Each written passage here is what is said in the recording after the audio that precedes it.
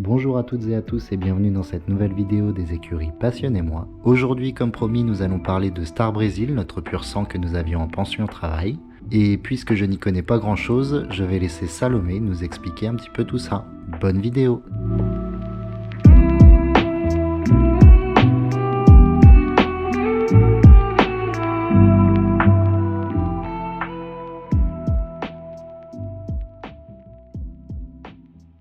Le cheval, il est très loin de tout, c'est-à-dire que il est réformé des courses, donc c'est un cheval qui a couru pendant plusieurs années. Donc autant dire qu'il a aucune base de travail de selle. Derrière, il a été chez un marchand pendant apparemment 1 an sans faire grand-chose. Et la première fois que son cavalier est monté dessus, il l'a mis par terre. Et depuis, il n'est pas ressorti du pré pendant plus de 4 ou 5 ans et ils n'arrivaient déjà pas à le séparer de l'autre cheval. Donc autant dire qu'en fait, faut tout reprendre. Les premières fois que je l'ai sorti, j'ai eu beaucoup d'agressivité du cheval. Comme on le voit sur les vidéos, il se met debout et tout. Donc en fait, impossible de le séparer de l'autre et puis il est dans le rapport de force. Il ne sait pas ni marcher en main, ni respecter son cavalier, ni respecter l'espace de son cavalier. Il tenait pas à la tâche. Bref, tout à reprendre quoi. Faut faire l'équivalent d'un débourrage et d'un travail de manipulation. Faut tout refaire.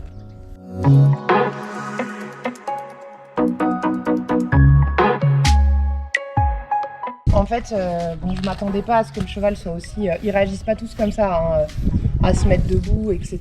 Ils réagissent tous par stress quand on les sépare des autres, mais pas forcément dans la violence comme ça.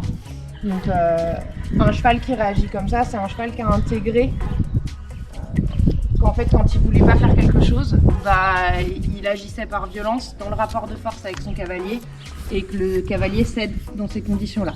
Donc première étape déjà, c'était de pouvoir le séparer de l'autre, d'être son point de référence et d'obtenir du respect de sa part tout en respectant du coup aussi ses peurs et ses inquiétudes, mais qu'il n'y ait plus de rapport de force entre nous. Et comment tu fais ça?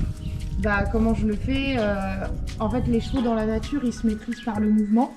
Donc celui qui est leader décide du mouvement de l'autre cheval.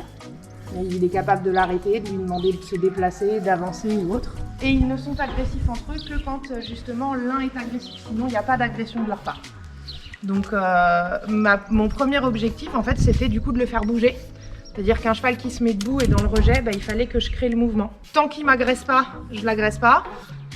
Quand il me rentre un peu dedans, qu'il tourne un peu le cul et qu'il m'agresse, du coup, je me sers de la chambrière vers ses fesses pour remettre du mouvement en avant et pour stopper ce schéma d'agression. Je relâche et je le mets dans le confort dès qu'il répond à ce que je lui demande, c'est-à-dire dès qu'il se met dans l'attitude de me suivre et d'être dans le mouvement en avant. Et en fait, du coup, je recrée ce schéma-là par le mouvement, en le faisant bouger. En fait, tant que j'ai pas toutes les commandes à pied, c'est-à-dire d'un cheval qui est à l'écoute, qui répond à toutes mes attitudes quand je lui demande d'être au pas, quand je lui demande de s'arrêter, quand je lui demande de galoper, et ce, à la seconde où je lui demande dans le calme, qui respecte mon espace et tout, en fait, je monte pas dessus.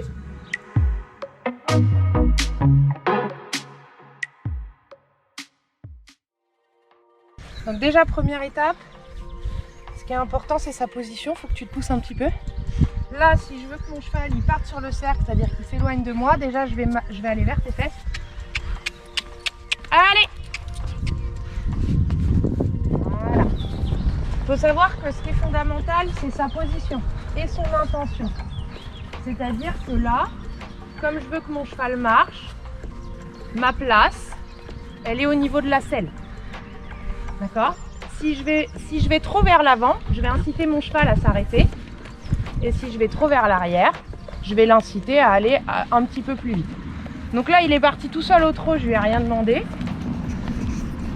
Donc je vais gentiment lui demander de repasser au pas. Donc Star, il est encore en apprentissage, donc il faut déjà qu'il se détende. Donc là, en fait, je vais arrêter de marcher. Oh. Là, loulou. Oh. Pas. Oh. Pas. Donc si j'ai pas de réponse, même en me relâchant, je vais venir gentiment raccourcir mon cercle. continuer à lui demander et je vais agir un tout petit peu sur ma longe. Oh, pas. Oh, pas. Voilà. C'est bien. C'est très bien ça. Et là, du coup, je me suis tout de suite relâchée, j'ai félicité. Donc maintenant, moi, je vais demander le trot. Donc je vais me tonifier. Je vais regarder vers ses fesses. Trotte.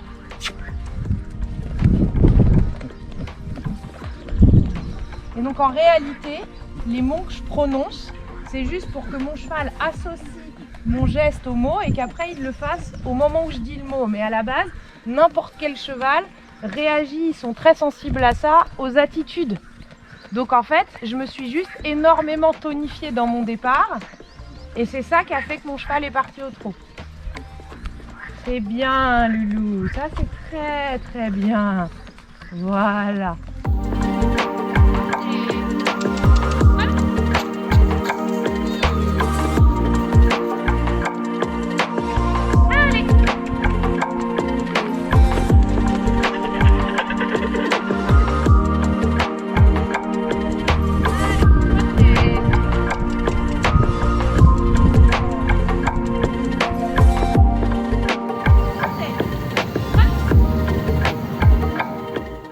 Et donc là, on le voit dans l'attitude du cheval, il est en train d'abaisser sa tête, travailler rond et bas, c'est signe de relâchement, c'est signe qu'il tend son dos aussi, qu'il est en train de pousser avec ses postérieurs et c'est signe de relâchement. Donc ça, c'est très positif pour lui, d'ailleurs, on le voit à son regard, il est très relâché. Et comme là, il est exactement dans l'allure ce que je veux, eh bien, je suis pile en face de ma selle. Là, il ralentit un petit peu. Trotte, trotte, trotte, trotte, trotte, trotte. Voilà. Très bien, mon loup. Très bien. Ok. Oh, pas.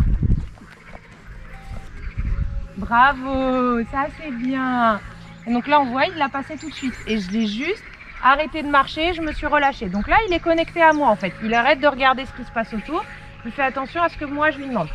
Trotte, Testa. Allez, trotte. Trotte. Très bien. Il faut se dire que c'est pas le cheval qui doit nous longer. Et ça, c'est vraiment important. Ça veut dire que faut arrêter de courir partout dans la carrière. C'est lui qui doit tourner autour de nous et non pas l'inverse. C'est pas nous qui marchons avec le cheval sans arrêt. Donc en fait, il faut se délimiter un périmètre où nous, on est censé être et s'y tenir. Et c'est au cheval de venir tendre sa longe, etc. Donc vraiment penser que son attitude, que ce soit son positionnement à la fois dans la carrière, mais aussi et surtout par rapport au cheval, est-ce qu'on est trop devant, est-ce qu'on est au milieu, est-ce qu'on est derrière, c'est fondamental. Et se dire que en fait, que ce soit à pied ou à cheval, on monte en majorité avec notre intention, donc toutes les actions de nos corps, tension, décontraction, ont un effet sur le cheval.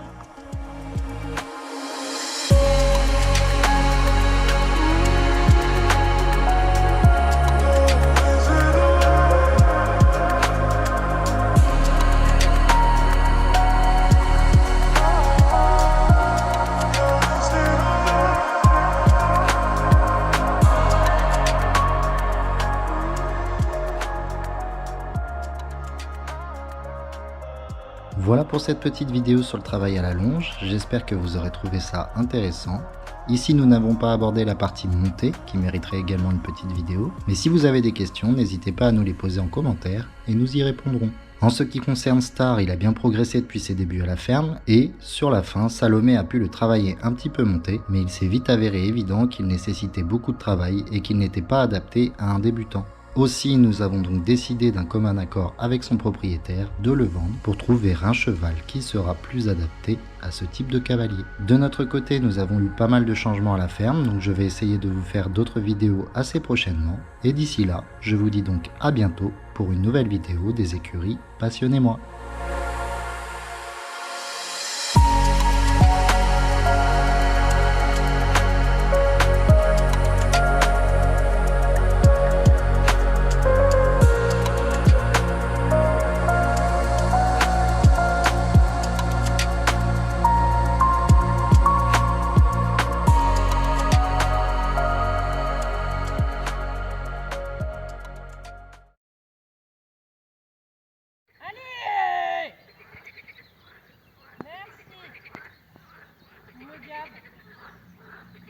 Merci.